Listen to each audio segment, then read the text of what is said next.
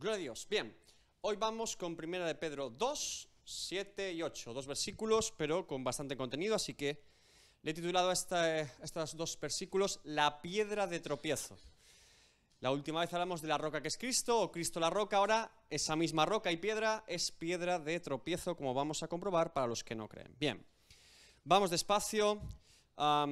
Como les dije, en esta sección de 1 de Pedro 2, Pedro comienza a citar textos del Antiguo Testamento.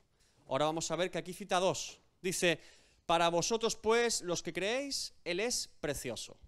Pero para los que no creen, la piedra que los edificadores desecharon ha venido a ser la cabeza del ángulo y piedra de tropiezo y roca que hace caer, porque tropiezan en la palabra, siendo desobedientes, a lo cual fueron también destinados. Vamos con la primera sección que dice, para vosotros pues, los que creéis, Él es precioso. Nos quedamos con esta frase y vamos a meditar en ella. Para vosotros pues, los que creéis, Él es precioso. En algunas traducciones, como la NBI, que son más dinámicas, dice, para ustedes los creyentes, esta piedra es preciosa, ¿verdad? Pone esta piedra, incluye en el versículo. Bien. Sigue con el ejemplo de la piedra Pedro, pero en el texto original griego no aparece esta piedra. Ahora, traducciones más dinámicas o modernas como la NBI incluyen esta piedra porque evidentemente se da por hecho y el lector puede entender un poquito mejor el versículo. Pero el texto original, como dice la Reina Valera, es para vosotros pues, los que creéis, Él es precioso. Se da por hecho que se está refiriendo a la piedra de la que lleva hablando en los versículos anteriores, ¿vale? Así que la precisión más en la traducción original sería la que dice Reina Valera, para vosotros pues, los que creéis, Él es precioso, o la Reina Valera antigua que decía, para vosotros que creéis es la preciosidad. Así es como se debería traducir el texto más literal. Bien, Pedro utiliza el término precioso. Bien, y dijimos que precioso, aunque hoy en día muchas veces utilicemos la palabra para decir algo muy bonito, técnicamente lo que dice es de alto precio, de mucho valor, de mucho precio. Bien, la palabra o el contexto utilizado aquí por Pedro se refiere a de mucho honor y respeto, reverencia, ¿sí?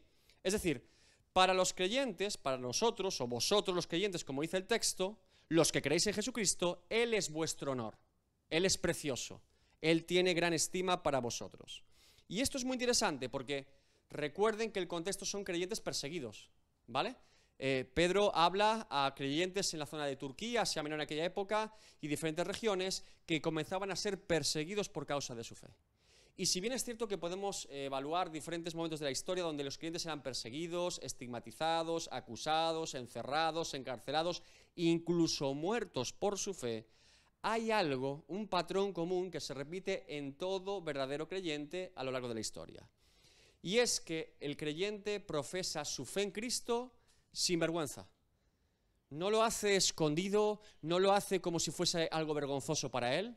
Aunque para el mundo sea locura, para nosotros es poder de Dios para salvación, dice Pablo, ¿sí? Ahora, el creyente vive su fe con dignidad, con honor. No porque él la tenga en sí mismo, sino que Cristo le da ese honor a él. La fe en Cristo, la confianza en Cristo es lo que le da honor y dignidad al creyente. Dice Romanos 1:16, por ejemplo, el apóstol Pablo. Porque no me avergüenzo del Evangelio, porque es poder de Dios para salvación a todo aquel que cree, al judío primeramente y también al griego. Romanos 1:16. Y otro texto, por ejemplo, del apóstol Pablo también, Filipenses 3, 8 al 10, muy conocido, y ciertamente aún estimo todas las cosas como pérdida por la excelencia del conocimiento de Cristo Jesús, mi Señor, por amor del cual lo he perdido todo y lo tengo por basura para ganar a Cristo y ser hallado en Él, no teniendo mi propia justicia, que es por la ley, sino la que es por la fe de Cristo, la justicia que es de Dios por la fe, a fin de conocerle y el poder de su resurrección y la participación de sus padecimientos, llegando a ser semejante a Él en su muerte. ¿Qué está diciendo el apóstol Pablo? Que para él era más precioso o valioso conocer a Cristo que todo lo que dejaba atrás en su vida. Y recordemos además que el apóstol Pablo no era precisamente una persona pobre o poco intelectual. Tenía una vida fantástica, humanamente hablando, si hubiera seguido con su llamado de ser un judío fervoroso de la ley, fariseo y benjamita, ¿no? Ahora él deja todo atrás por el conocimiento de Cristo. Ahora, dígame ejemplos en su vida cotidiana, en su vida como creyentes, en los que Jesús sea precioso para ustedes. A ver, quiero anotar aquí muchas cosas. A ver, venga. ¿En qué ustedes estiman a Jesús precioso en su vida diaria? Venga. Voy a poner aquí, mire, 1, 2, 3, 4, 5, 6, 7 por lo menos. A ver. Venga. Dígame ejemplos prácticos en los que diga, ¿sabes qué? Cristo es precioso para mí. Puedo hacer esto en el nombre de Cristo. Puedo vivir esto en el nombre de Cristo. Dígame ejemplos, venga, rápido. Fáciles, sencillos, ¿no? Bien. El compromiso de nuestra vida en familia, el orden familiar que Dios establece, el entender que Él es la cabeza de la iglesia y que de esa manera Él también instituye cómo es el orden familiar. La educación de los hijos, bien. ¿Qué más?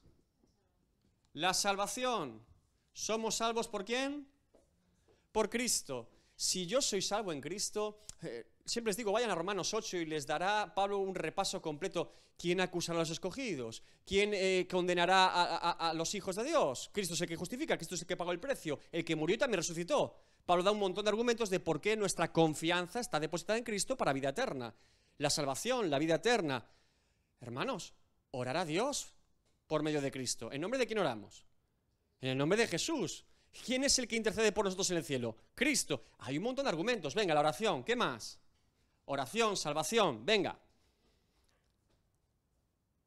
Cuando ustedes leen la palabra de Dios, ¿quién ilumina su mente, su entendimiento para entenderla? El Espíritu Santo, que es el Espíritu de Cristo, ¿sí?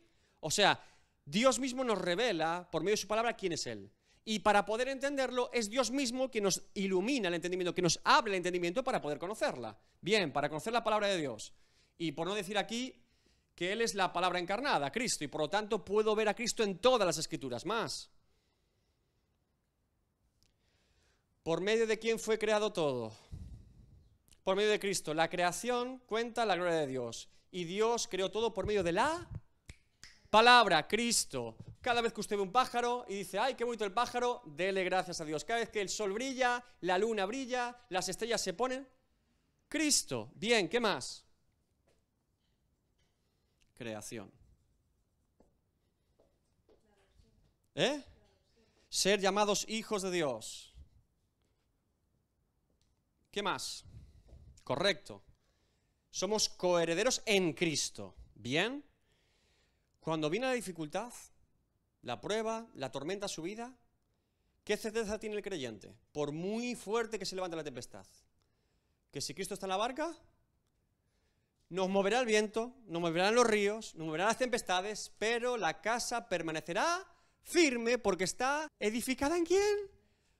En Cristo. Bien, ¿se dan cuenta cuán precioso y valioso es para nosotros Cristo? Pero si en nuestra vida diaria, ¿cómo no agradecer todos los días a Dios? ¿Cómo no ver la obra de Cristo en nosotros todo el tiempo? Bien, ahora, como les digo, para el creyente, para el que cree, Cristo es precioso. Lo que quedaría claro es que si nuestra relación con Cristo da honor a nuestra profesión de fe, a vivir nuestra fe de forma digna, honorable, esto implica que se debe al honor y reverencia y respeto que tenemos por la persona de Jesucristo. Por eso, ¿cómo expresar esto?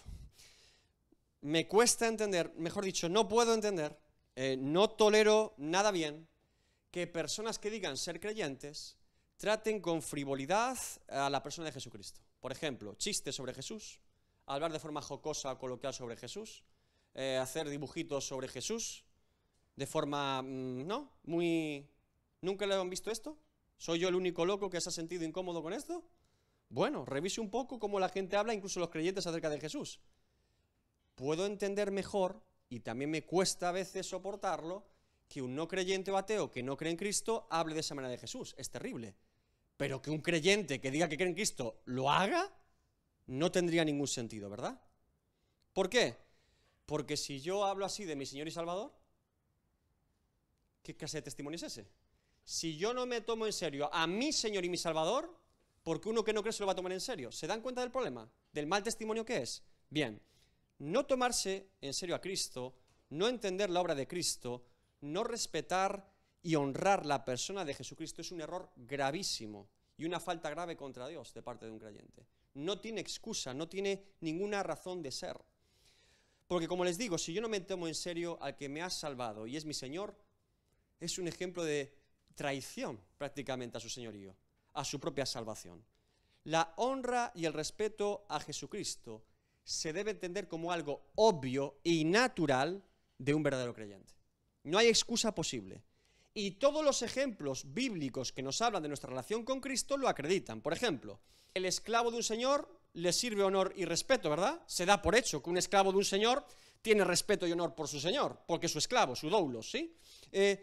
Se da por hecho que la esposa rinde honor y respeto a su esposo. Él es el esposo, nosotros la esposa, la iglesia. Bien, si un edificio es construido en base a la piedra angular o fundamental, se da por hecho que es la piedra más importante de todo el edificio, ¿no? Bien, si somos un pueblo de sacerdotes, como dirá Pedro después, el sumo sacerdote es el sacerdote más importante, ¿no? Es el que merece mayor honor y respeto. Bien, en un reino, al rey se le da honor y respeto. Bien, en una frase oración, el verbo es la palabra más importante, es la que tiene más relieve y connotación, ¿sí? Todos los ejemplos que le pueda dar bíblicamente ponen en honor, en respeto y relevancia máxima a Cristo. No importa qué ejemplo tomemos de la Biblia, todos ellos nos hablan de la gloria, honor, respeto y reverencia que merece Jesucristo.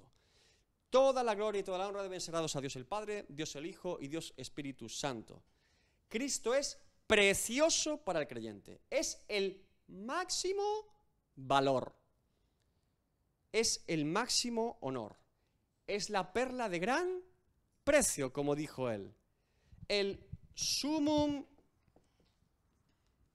bonum, más latín para ustedes, el bien supremo. Los filósofos de la Edad Media, también Emmanuel Kant, hablaban del sumum bonum. Esto es el bien supremo del cual emanan todos los demás bienes. Es lo más importante, la importancia definitiva. Esto es lo que es Cristo para un creyente. ¿Se entiende? ¿Lo tenemos claro? Bien. Juan 5:23. Para que todos honren al Hijo como honran al Padre. Muy bien. El que no honra al Hijo, no honra al Padre que le envió. ¿Se dan cuenta? El propio Jesucristo se ubica en la misma honra que se profesa a Dios el Padre como a Dios el Hijo. La misma. Filipenses 2, del 9 al 11. Que alguien lo lea, lo leemos juntos, búsquenlo. Un texto más que conocido, ¿no? Dios lo exaltó hasta lo sumo y le otorgó el nombre que está sobre todo nombre, para que ante el nombre de Jesús se doble toda rodilla en el cielo y en la tierra y debajo de la Amén. tierra, y toda lengua confiese que Jesucristo es el Señor, para gloria de Dios Padre. Toda la honra y gloria, para que toda lengua y toda rodilla, ¿se dan cuenta? El máximo valor. Pero el texto continúa, porque dice después Pedro escribe, pero para los que no creen, ¡ay! ¿Se dan cuenta del contraste? Primero ubica al creyente y lo que implica Cristo para el creyente. Pero para los que no creen, como digo, del mismo modo que los que creen en Jesucristo es precioso para ellos, del mismo modo para los que no creen, Cristo no lo es. Solo podemos ver a Cristo precioso tal y como es por medio de la fe. Por eso ubica creyentes e incrédulos, los que tienen fe y los que no tienen fe. Nosotros los creyentes creemos que Jesucristo es quien Él dijo ser y que su obra por nosotros es tal cual Él la proclamó y la cumplió. Creemos lo que Él dice. El que no cree en Jesucristo, para Él no es precioso porque no cree ni quién es Cristo ni lo que Él hizo. ¿Se entiende? Cuando las personas no creen en Cristo, para ellos Cristo no tiene valor.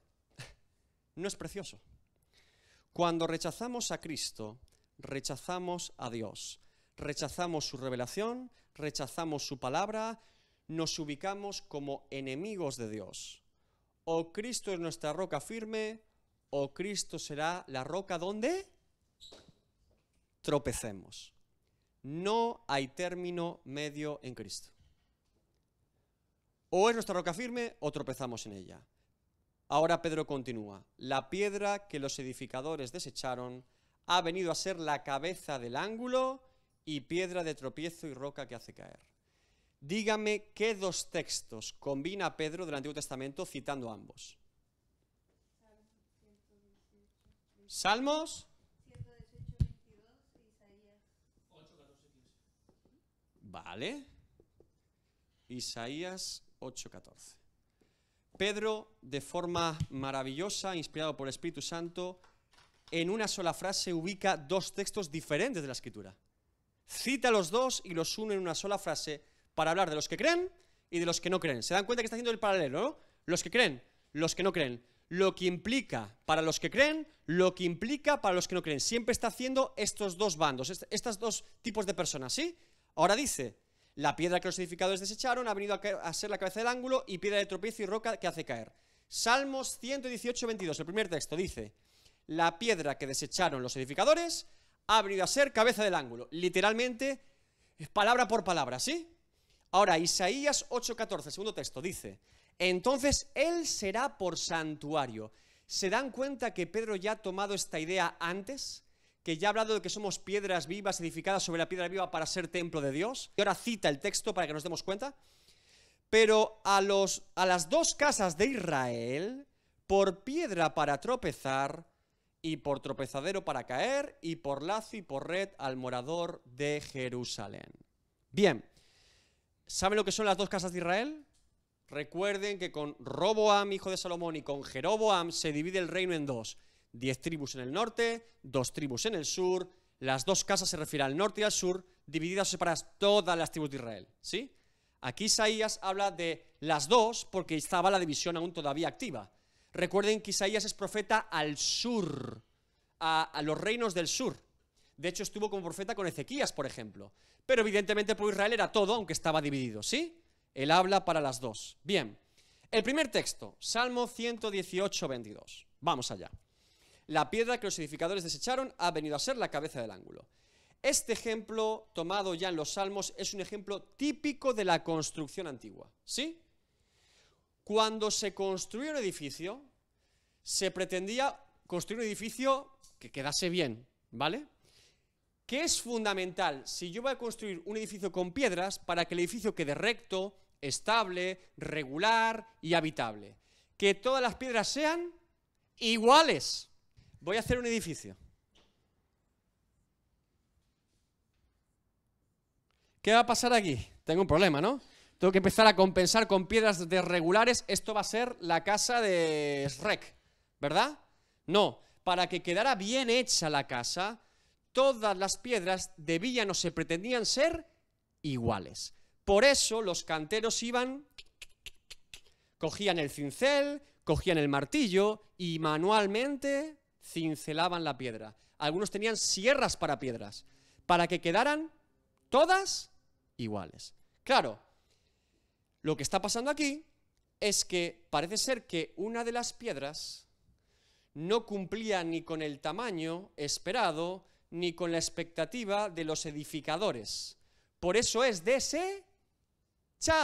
Ven la piedra y dicen, no nos encaja. No nos encaja en lo que queremos construir. Es que es diferente a lo que esperábamos. No es como nosotros queríamos. Los edificadores desechan dicha piedra. Desechan dicha piedra para construir su vida en ella, porque no cumple con sus estándares. ¿Les suena de alguien que le pasara eso en su ministerio? ¿Que era de Nazaret? ¿Y que no cumplía con la expectativa de los religiosos, de los sabios y entendidos de su época, y por eso fue crucificado? ¿Quién? Cristo es la piedra desechada. Ahora, como la rechazan como su fundamento de vida, la descartan como aquel que cumplía las expectativas mesiánicas de los judíos. Sin embargo, el texto continúa y dice que el arquitecto, el que ha dicho cómo se tiene que construir la casa, no el edificador, toma la piedra desechada y ¿dónde la pone? Como piedra angular, como piedra cabecera, como piedra fundamental, como la piedra más importante del edificio. ¿Se dan cuenta el contraste de Isaías? Los edificadores la desechan, Pero Dios, el arquitecto, toma la desechada y la pone como piedra principal del edificio. Este texto de Salmos 118, 22 es uno de los más citados en el Nuevo Testamento. El propio Jesús en Mateo 21, 42, 43. Jesús les dijo: ¿nunca leísteis en las Escrituras? La piedra que desecharon los edificadores ha venido a ser cabeza del ángulo. El Señor ha hecho esto, y es cosa maravillosa a nuestros ojos. Por tanto os digo que el reino de Dios será quitado de vosotros y será dado a gente que produzca los frutos de él. 21, 42, 43, ahora lo anoto. Mateo 21, 42 y 43. El primero en citar este texto en el Nuevo Testamento es el propio Jesucristo sobre sí mismo. Ahora, es un texto utilizado también por Pedro cuando hace su defensa ante el Sanedrín en Hechos 4, 10 al 12. Recuerden que Pedro, evidentemente testigo de las palabras de Jesús, vuelve a tomar este texto no solamente en su epístola, sino ya en Hechos lo encontramos delante del Sanedrín. Dice lo siguiente: sea notorio, público, a todos vosotros y a todo el pueblo de Israel, que en el nombre de Jesucristo de Nazaret, a quien vosotros crucificasteis, a quien Dios resucitó de los muertos, por él este hombre está en vuestra presencia sano. Recuerden, contexto: ciudad de Jerusalén, la puerta de la Hermosa, una de las puertas principales de la ciudad, el cojo que llevaba toda la vida cojo, y de repente se encuentra con Juan y con Pedro. Dadme una limosna. Pedro mira fijamente al cojo, impone sus manos sobre él y dice: ni oro ni plata tengo, pero en el nombre de Jesucristo levántate y anda. Y el cojo anda. Y toda la ciudad que conoce al cojo dice: ya no está cojo. Y se empieza a formar un alboroto tremendo, público en la ciudad, porque el cojo no está cojo. Y algunos dicen: estos son profetas, estos son gente de Dios, tienen poder de Dios. Y Pedro dice a la multitud y al Sanedrín: el poder no ha salido de nosotros, sino que en el nombre de Jesucristo, delante de todos ustedes como testigos, al que ustedes crucificaron y Dios resucitó de los muertos, este hombre es sano. Pedro se quita cualquier foco en él, ¿y dónde lo ubica? En Cristo. Y continúa con su argumento: este Jesús es la piedra reprobada por vosotros los edificadores, por vosotros la ciudad de Jerusalén, tal como profetizó Isaías, la cual ha venido a ser cabeza del ángulo. Y en ningún otro hay salvación, porque no hay otro nombre bajo el cielo dado a los hombres en que podamos ser salvos. Vaya peso y autoridad de Pedro, ¿eh? Y acude al Salmo 118, 22, porque ya él había escuchado este texto, esta cita del propio Jesucristo sobre sí mismo. Y él la toma en ese momento. Y parece que este ejemplo bíblico es utilizado por Pedro en su predicación, porque ahora que está escribiendo a diferentes iglesias una epístola, vuelve a utilizar exactamente el mismo texto una vez más. Por eso es impensable, como ya les dije, que Pedro sintiera que él mismo era la piedra o el papa o nada sobre que edificar la iglesia de Cristo. Él ubica a Cristo como el fundamento y la piedra angular, no a él mismo. Se descarta en todo momento que Pedro pensase eso de sí mismo en ningún momento. Y como les dije, si Pedro no lo pensaba de sí mismo, ni los apóstoles que estaban con él tampoco, ni la iglesia primitiva de él, ¿por qué años después se planteó semejante cosa, ¿no? Bien, segundo texto. Vamos con Isaías 8:14. Entonces él será por santuario, pero a las dos casas de Israel por piedra para tropezar, y por tropezadero para caer, y por lazo y por red al morador de Jerusalén. Isaías nos habla de una doble función de la piedra, de la roca. No solamente es la piedra angular y fundamento firme para los que creen, sino que sirve de tropezadero para los que no creen. Todo aquel que niega a Jesucristo como su Señor y Salvador tropieza en Cristo. Todas las herejías, falsas doctrinas, sectas, falsas enseñanzas, si usted comienza a profundizar en lo que plantean cada una de ellas, siempre pasa lo mismo con todas ellas. Y es desacreditar a Cristo y su obra. Todas siempre tropiezan en Cristo. Cristología, siempre. Todas y cada una de ellas tropiezan en la piedra. Si rasca un poco, todas las herejías, todas las falsas doctrinas, todas las falsas enseñanzas y falsos maestros siempre acaban tropezando en Cristo, en la piedra. Ya Dios lo advirtió. Por eso la función de Cristo es doble, al igual que el Evangelio. 1 Corintios 1:18. Porque la palabra de la cruz es locura a los que se pierden, pero a los que se salvan, esto es a nosotros, es poder de Dios. ¿Ven la doble función? Piedra angular, tropezadero. Locura para el que no cree, poder de Dios para salvación para el que cree. Fíjense que esto ya está profetizado no solamente en Isaías. Lucas 2, 25 a 35. Vamos allá. Este texto es muy interesante. Dice: y he aquí había en Jerusalén un hombre llamado Simeón. Y este hombre justo y piadoso esperaba la consolación de Israel, y el Espíritu Santo estaba sobre él. Y le había sido revelado por el Espíritu Santo que no vería la muerte antes que viese al ungido del Señor. Este hombre temeroso de Dios, un creyente verdadero, un judío verdadero como la copa de un pino, tiene una promesa de parte de Dios: no morirás hasta que tú mismo con tus ojos veas ¿a quién? Al Mesías, al ungido. Bien. Y movido por el Espíritu, vino al templo, justo el día que Jesús es presentado en el templo después de nacer. Y cuando los padres del niño Jesús lo trajeron al templo para hacer por él conforme al rito de la ley, él le tomó en sus brazos y bendijo a Dios diciendo: ahora, Señor, despides a tu siervo en paz. Ahora, Dios mío, sé que has cumplido tu promesa conmigo. Puedo morir tranquilo. Sé que a partir de ahora, en cualquier momento, puedo morir, porque has cumplido fielmente lo que me prometiste.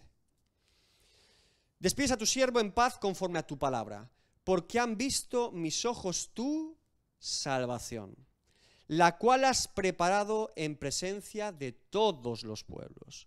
Luz para revelación a los gentiles, fuertísima la profecía, y gloria de tu pueblo Israel. Y José y su madre estaban maravillados de todo lo que se decía de él, de Jesús. Y los bendijo Simeón, y dijo a su madre María: he aquí, el niño, está puesto para caída y para levantamiento de muchos en Israel, y para señal que será contradicha. Y una espada atravesará o traspasará tu misma alma, para que sean revelados los pensamientos de muchos corazones. ¿Para qué es el ministerio de Jesús? Para caída y para levantamiento de muchos. ¿Se dan cuenta? Que tiene una doble función. Que la piedra que unos es para levantar y edificar su vida, para otros es tropezar en ella. ¿Se dan cuenta? Bien. Es exactamente lo mismo que el apóstol Pablo atestigua en Romanos. Romanos 9, 30, 32. ¿Qué pues diremos? Que los gentiles que no iban tras la justicia han alcanzado la justicia, es decir, la justicia que es por fe, mas Israel, los israelitas que iban tras una ley de justicia, no la alcanzó. ¿Por qué? Porque iban tras ella no por fe, sino como por obras de la ley, pues tropezaron en la piedra de tropiezo, como está escrito: he aquí pongo en Sión piedra de tropiezo y roca de caída, y el que creyere en él no será avergonzado. Pablo también toma la cita de Isaías 8:14, diciendo: ¿se dan cuenta ustedes, gentiles romanos, a los que escribo esta carta preciosa, recordándoles que se ha cumplido lo profetizado? Y que los judíos han tropezado, los israelitas, en ello, y que ahora está siendo Jesús salvación para los gentiles también. Que el propósito de Dios era la salvación de su pueblo, y su pueblo no era solamente el pueblo de Israel, sino la iglesia de Cristo en toda lengua, tribu, nación. Como digo, esto es muy importante. Con Cristo no hay medias tintas. O crees y es para edificación, o no crees y es para tropiezo. No hay otra opción, no hay un término medio. Ahora dice: porque tropiezan en la palabra siendo desobedientes. Esto es muy interesante. Tropiezan en la palabra, en el mensaje, en el evangelio. Desobedecen la palabra de Dios. No creen en el mensaje, no creen en la buena nueva, no creen en Cristo. Y al utilizarse aquí tropiezan en la palabra, se está ubicando una sinergia o algo que tenemos que entender que siempre es común.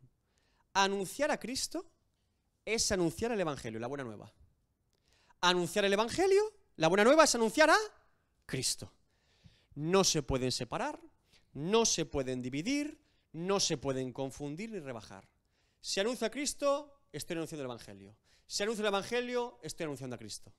Ahora, cuando una persona no predica el Evangelio de Jesucristo, sino otro Evangelio, no que haya otro como veremos en Gálatas, uno que glorifica al hombre y no a Dios, las consecuencias son terribles. ¿Por qué? ¿Por qué creen que si yo le predico un evangelio que no habla de Jesucristo y me invento un evangelio más humano, más apetecible para el hombre, donde glorifico más al hombre, donde usted se siente más protagonista, donde usted se siente más importante, donde usted es bueno, donde usted se salva por sus obras y no por la obra de Cristo, donde usted al final es esa persona que ha hecho muchas cosas para agradar a Dios y de alguna manera ha colaborado en la obra de redención, no solo la de Cristo, sino usted también estaba allí en la cruz prácticamente? No se dice, pero se dice un poco así, ¿no? Usted estaba allí al final también, pues, ayudando y colaborando en todo lo que se hizo allí. Porque esto es muy peligroso. Si yo le predico ese mensaje, por cierto, muy habitual hoy en día, ¿por qué? ¿No saben por qué es peligroso? Yo le digo porque es peligroso. Porque es una mentira. Porque no es cierto. Y el peor resultado posible de una predicación de un falso evangelio no es que usted no lo crea y diga, yo rechazo esta locura, esto no es cierto, sino que usted se lo crea. No se dan cuenta. ¿Qué es un falso maestro? ¿Qué es un falso predicador? El que le convence de lo que no es cierto. No el que usted dice, uy, este es un hereje, ¿cómo voy a creer yo esta semejante locura? No, el que es capaz de convencerle de una mentira. Eso es lo peligroso. El problema de un evangelio que no glorifica a Cristo y no habla de la obra de Cristo es que usted se lo crea. Porque si yo me creo semejante mensaje y creo que soy creyente y creo que soy hijo de Dios y creo que he entregado mi vida a Cristo, pero no es así, es el peor estado posible de un ser humano. Porque el problema no es ser ateo, el problema es que yo digo que soy creyente, pero no creo lo que la Biblia dice que debo creer. ¿Se dan cuenta? Que he edificado mi fe en algo que no es cierto, en alguien que no es Cristo. El problema del falso evangelio, precisamente, es que yo me lo crea. Por eso el apóstol Pablo amonesta a los Gálatas. Dice Gálatas 1:6-10. Estoy maravillado de que tan pronto os hayáis alejado del que os llamó por la gracia de Cristo, para seguir un evangelio diferente. No que haya otro, sino que hay algunos que os perturban y quieren pervertir el evangelio de Cristo. Mas si aún nosotros, o un ángel del cielo, os anunciare otro evangelio diferente del que os hemos anunciado, sea anatema, sea expulsado, sea maldición. Como antes hemos dicho, también ahora lo repito, si alguno os predica diferente evangelio del que habéis recibido, sea anatema. Pues busco ahora el favor de los hombres o el de Dios, o trato de agradar a los hombres, pues si todavía agradara a los hombres, no sería siervo de Cristo. El evangelio que no proviene de Dios, el evangelio que no glorifica a Cristo, glorifica al hombre y busca el favor de los hombres. Por eso muchos se lo creen, porque les beneficio, les interesa. ¿Se dan cuenta? Pablo descarta el favor de los hombres y el favor de Dios. Si busco agradar a Dios, no voy a agradar a los hombres. Si busco agradar a los hombres, no voy a agradar a Dios. La incredulidad, no creer el mensaje, la incredulidad es desobediencia a Dios. ¿Me oyó? Si Dios me dice que crea en Él y yo no creo en Él, soy incrédulo, es desobediencia a Dios. ¿Qué es lo que está diciendo precisamente Pedro? Ahora, si no creo en Dios, soy desobediente a Dios. Si desobedezco a Dios, Dios me advierte de una inevitable caída que me quebrantará por la eternidad. Tropezaré, caeré, seré quebrantado para la eternidad. Pregunta: ¿por qué, siendo claro Dios en su palabra, advirtiéndonos del peligro de no creer, desobedecerle y que eso nos lleva a caer, tropezar y ser quebrantados, por qué alguna persona no querría creer en Dios? Dice, ¿por qué querría ser desobediente? ¿Qué es lo que nos seduce tanto a los seres humanos para no obedecer a Dios y vivir en incredulidad y desobediencia? El pecado. Dice Santiago 4:4. Oh almas adúlteras, ¿no sabéis que la amistad del mundo es enemistad contra Dios? Cualquiera, pues, que quiera ser amigo del mundo, se constituye enemigo de Dios, adversario. La conclusión más evidente ante este texto bíblico es, sencillamente, hermanos, todo no se puede. Todo no vale. No puedo tener un pie en la iglesia y un pie en el mundo. No puedo tener un pie en el cielo y un pie en el infierno. No puedo ser santo el domingo y un demonio el lunes o el sábado. No puedo ser creyente en la iglesia y un incrédulo en mi casa o en mi trabajo. ¿Se dan cuenta?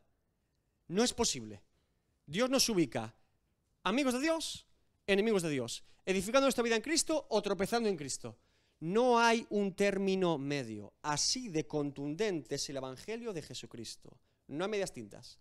Por eso le digo que en este tiempo revise lo que escucha, porque muchos le propondrán vivir justo en el medio. Combinar un poquito de todo. Sí, soy creyente, pero también hay cosas importantes en la vida. Sí, amo a Dios, pero también amo mis propósitos, sueños, trabajo, deseos, metas, objetivos. Sí busco la gloria de Dios, pero también un poco de gloria para mí. No es compatible en el Evangelio.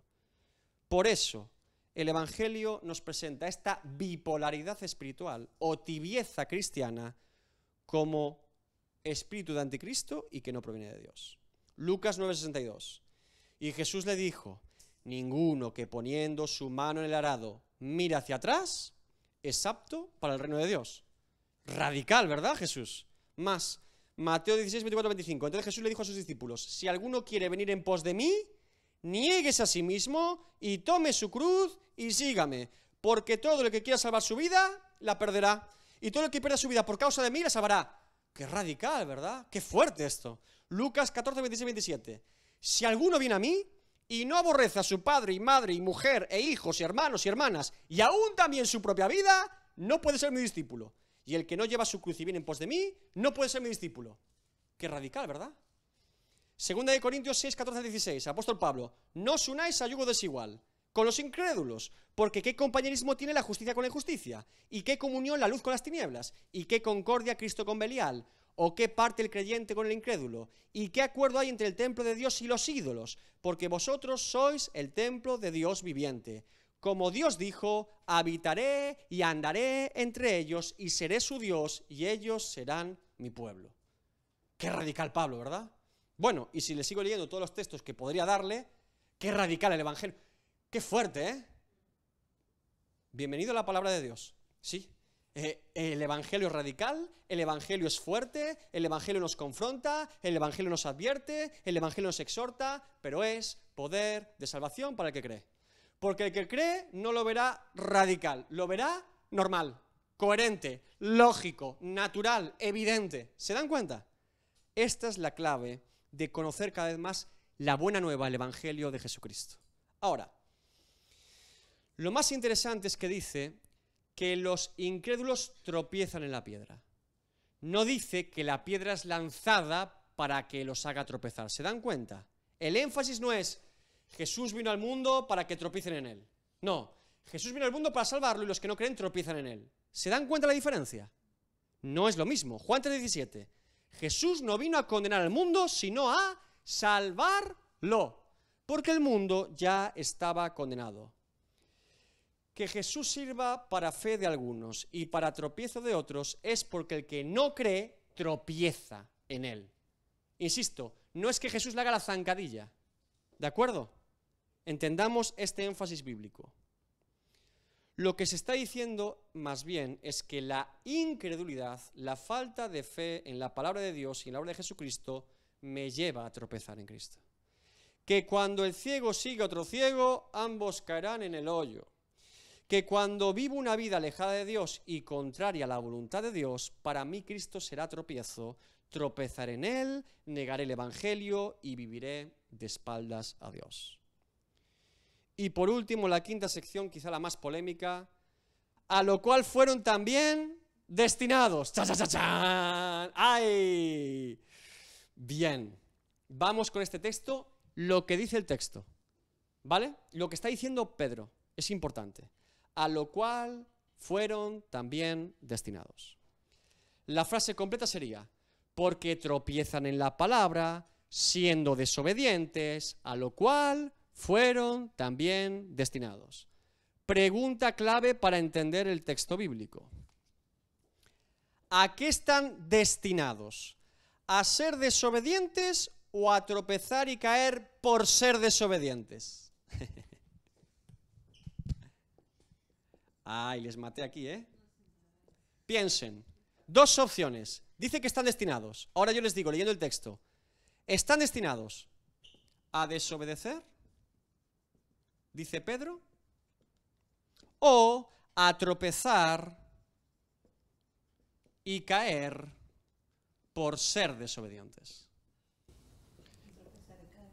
Si son desobedientes, porque si no son desobedientes, pues se salvan.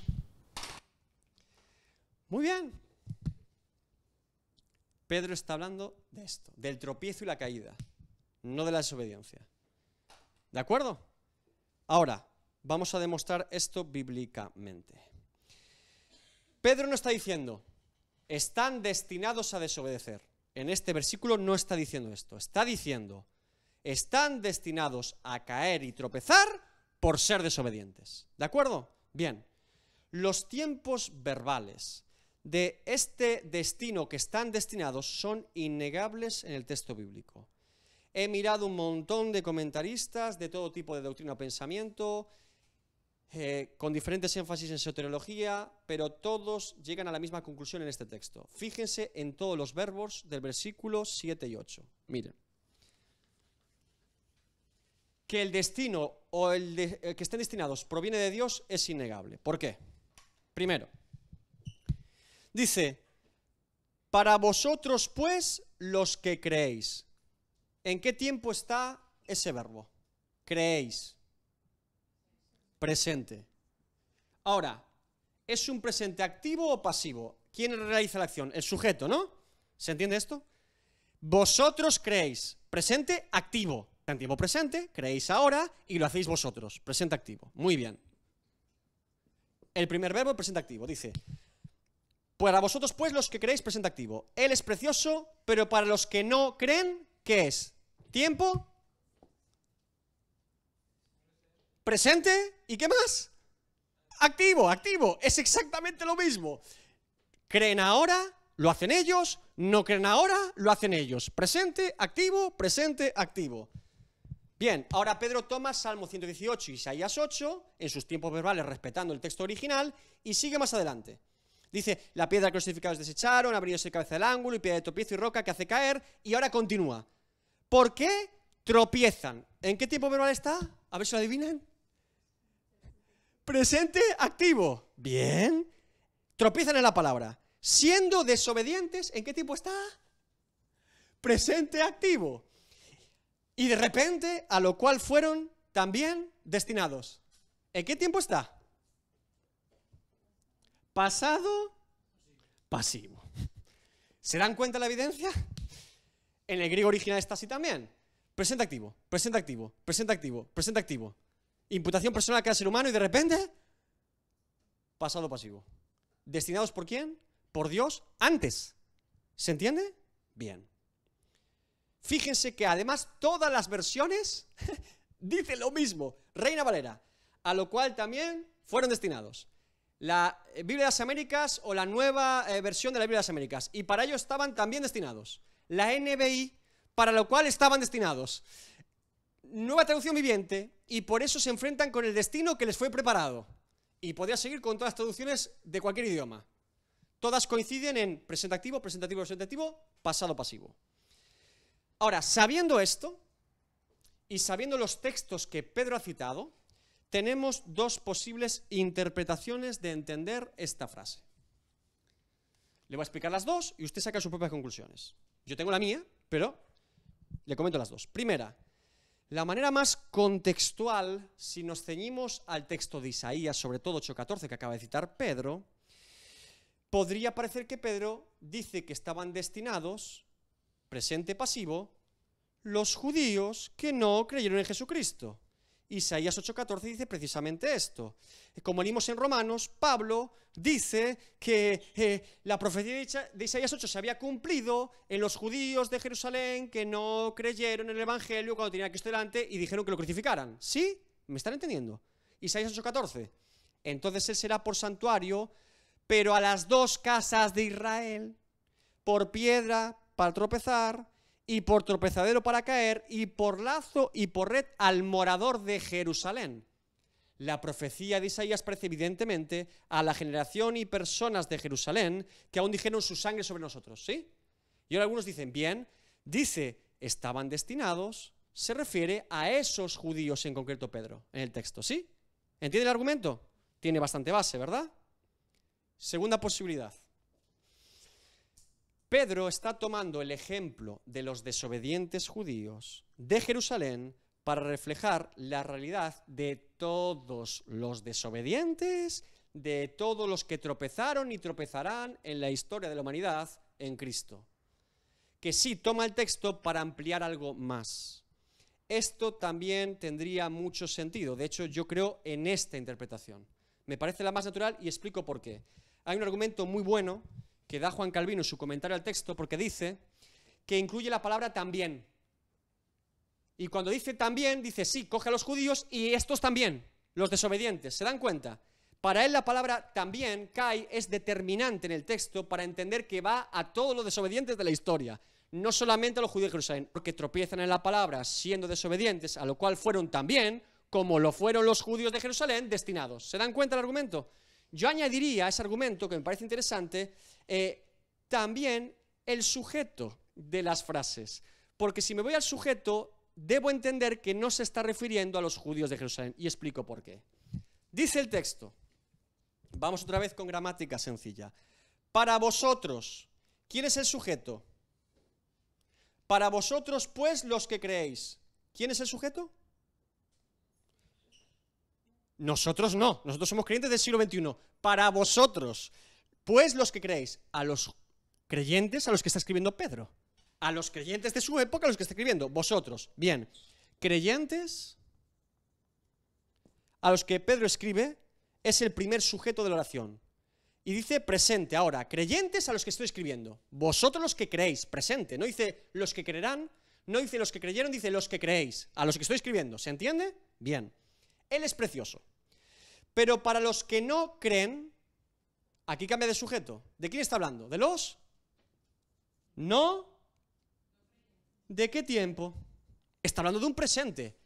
Vosotros creéis, ellos no creen. Habla de incrédulos en ese tiempo, en ese momento en los que está escribiendo la carta. ¿Se entiende? Bien, importante. Ahora sigue, la piedra de los edificadores desecharon, ha venido a ser la cabeza del ángulo y piedra de tropiezo. Porque tropiezan en la palabra, presente hemos dicho, sí, activo, siendo desobedientes, ¿quiénes? Ellos, los incrédulos, presente ahora, a lo cual fueron también destinados. ¿De qué incrédulos está hablando entonces? De los incrédulos del tiempo presente en el que Pedro está escribiendo. Y evidentemente, por extensión, a todos los incrédulos. Pero lo que estoy tratando de demostrarle es que no está hablando de los desobedientes de Jerusalén en el tiempo que negaron a Jesús y lo crucificaron, sino de los incrédulos de ese tiempo presente. Y si es un tiempo presente, es un tiempo cualquier presente de la historia de la humanidad. Está hablando a todos los incrédulos de todas las épocas. ¿Se entiende ahora mejor? Independientemente de que uno crea que sea los incrédulos de Jerusalén en el tiempo de Jesús, o todos los incrédulos de todas las épocas de la historia, como les he dicho en varias ocasiones, en la Biblia encontramos siempre dos perspectivas acerca de la obra de Dios. Una desde la perspectiva de Dios hacia el hombre y otra del hombre hacia Dios. Siempre se encuentran las dos. Hay textos evidentes en la Biblia, como por ejemplo el endurecimiento de Faraón. Dios se endureció y Faraón endureció. Perspectiva de Dios, perspectiva del hombre. O el texto famoso que tenemos en Crónicas y en Samuel, que dice el censo de David. David hizo el censo, Dios incitó por medio de Satanás a que hiciese el censo. No, uno dice Satanás, otro dice Dios. Perspectiva del hombre, perspectiva de Dios. Bien, en este caso, Pedro está escribiendo los versículos desde el punto de vista del hombre. Él dice que los incrédulos son desobedientes y que estos incrédulos desobedientes, por ese motivo, son destinados a tropezar y caer a causa de su desobediencia e incredulidad. Por tanto, ellos mismos pagan el castigo de negarse a creer y a obedecer a Dios. Es decir, tienen el fruto y resultado, cosechan lo que han sembrado. Dios le está imputando la responsabilidad a cada ser humano que no cree y es desobediente para con Dios. Y la confirmación de que debe ser así es que el propio Jesús interpreta de esta manera cuando toma el texto de Isaías para sí mismo. Porque dice, Mateo 21, 42, 43, ¿nunca leíste las Escrituras? La piedra que se echaron los edificadores ha venido a ser cabeza del ángulo. El Señor ha hecho esto y es cosa maravillosa a nuestros ojos. Por tanto os digo que el reino de Dios será quitado de vosotros y dado a gente que produzca los frutos de él. Y ahora sigue en el versículo 44. Y el que cayere, toma el texto de Isaías, sobre esta piedra, sobre mí, será quebrantado, y sobre quien ella cayere, le desmenuzará. ¿Se dan cuenta? Jesús está advirtiendo a todos los incrédulos, desobedientes a la voz de Dios, las implicaciones en una secuencia fatal completada por, primero, voy a escribir lo mejor posible, incredulidad. Y hemos dicho que la incredulidad es desobediencia. Esto nos lleva a tropezar y caer. Es decir, negar a Cristo y alejarse de Dios, estar lejos de Dios. Y por último, esto implica ser quebrantados. Y esto nos habla Jesús evidentemente del castigo eterno, de las consecuencias eternas de dicha caída siendo quebrantados. Ahora, evidentemente, aunque Pedro está hablando de la perspectiva del hombre, no podemos ignorar en el texto tampoco la perspectiva desde el punto de vista de Dios. Porque Dios mismo, ya en el Antiguo Testamento, por medio del profeta Isaías y después por el propio Simeón en el templo viendo al niño, ya anunció que esto pasaría. ¿Se dan cuenta? La omnisciencia y presciencia de Dios. Dios ya advierte antes de que suceda lo que iba a suceder. Así que Dios tiene la primera palabra siempre y la última palabra siempre. ¿Se dan cuenta de que Dios se guarda su gobierno y soberanía para Él mismo? Desde la eternidad y para la eternidad, Dios conoce, preconoce todo, ordena, preordena todo, establece y decreta absolutamente todo. Como reflexión a textos que muchas veces nos llevan a pensar, a meditar, a decir, es que Dios a veces es más grande de lo que yo pensaba, o más misterioso, o cómo fiarme yo de Dios, porque son pensamientos que a veces digo, es que me requiere confiar en Dios, o a veces podría llegar a pensar que Dios es malo, o Dios es injusto, o Dios por qué hace. Muchas veces, cuando llegamos a textos más profundos o misteriosos en la Biblia, en este sentido, que nos llevan a nuestro límite de la razón o conocimiento, podemos llegar a tener estas dudas o temores. Bien, yo hablaba el otro día con mi madre precisamente sobre algún tema de estos, y llegamos a una conclusión común. Decíamos, muchas veces cuando uno nace en el Evangelio, nace de nuevo, comienza en su caminar cristiano, lo que nos suele ocurrir a todos es que en ese momento nosotros no tenemos un conocimiento de Dios pleno. Es decir, ahí comienza nuestro caminar de conocer más a Dios. Sí hemos conocido lo necesario y suficiente de Cristo, su obra por nosotros y todo lo que implica para que podamos depositar nuestra confianza en Él y declararlo como Señor y Salvador y ser creyentes, ¿sí? Pero no diríamos a un creyente recién convertido o que recién ha confesado a Jesucristo como Señor y Salvador, incluso el recién bautizado, que sabe todo de Dios o que conoce todo de Dios o que sabe la Biblia de memoria o que para ser creyente tengo que ser teólogo y conocer todos los escritos.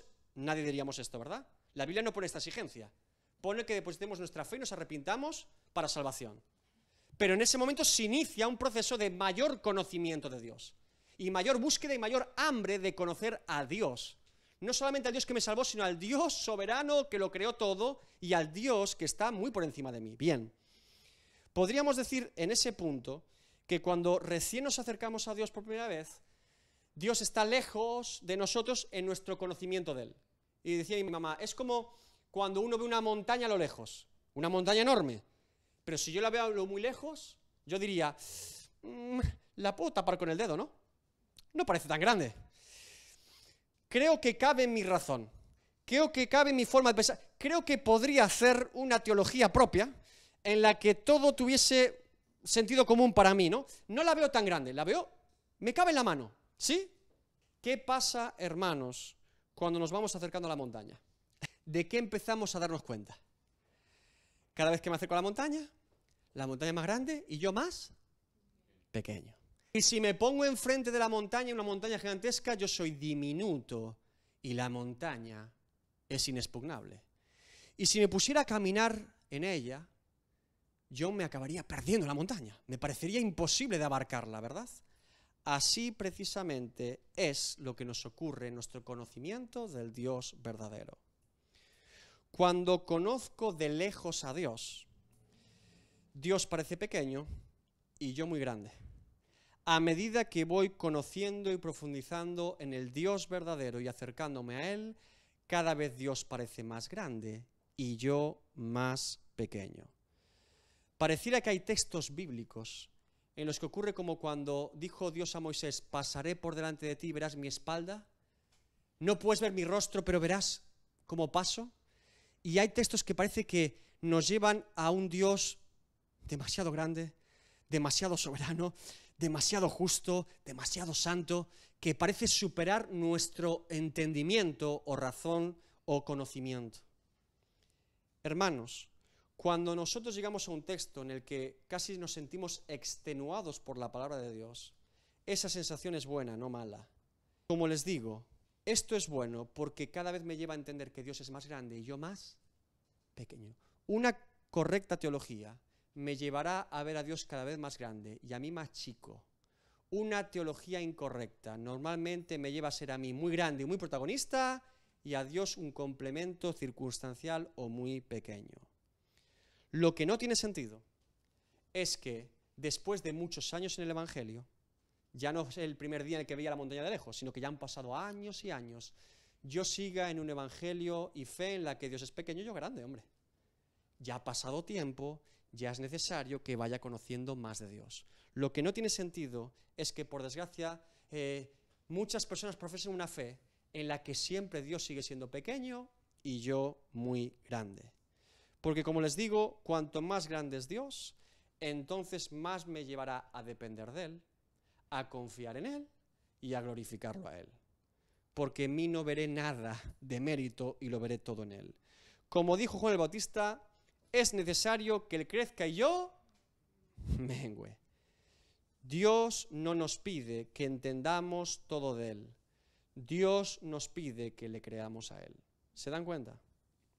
Hay una frase, y cierro con esta frase también de Calvino que me gusta mucho, dice: por lo que a nosotros respecta, hagamos lo que debe hacer toda persona fiel. No dudemos que cuanto Dios ha hecho, lo ha hecho sabia y justamente, aunque muchas veces no entendamos la causa de que convenga hacerlo así. Sería atribuirnos excesiva importancia no conceder a Dios que conozca las razones de sus obras, que para nosotros nos están ocultas. ¿Se dan cuenta? Así, a veces no voy a entender todo de Dios, pero sería muy necio juzgar a Dios como diciendo que Él no sabe por qué hace las cosas, y yo sí. Porque entonces yo me ubicaría como Dios y a Él como criatura, y ahí está el error. Dice, no hagas esto. Confía en que Dios lo hace por un propósito mejor que el tuyo, una causa mejor que la tuya, y no te des demasiadas atribuciones de entender cosas que Dios se reserva en su gobierno y en su sabio consejo. ¿Sí? Gloria a Dios.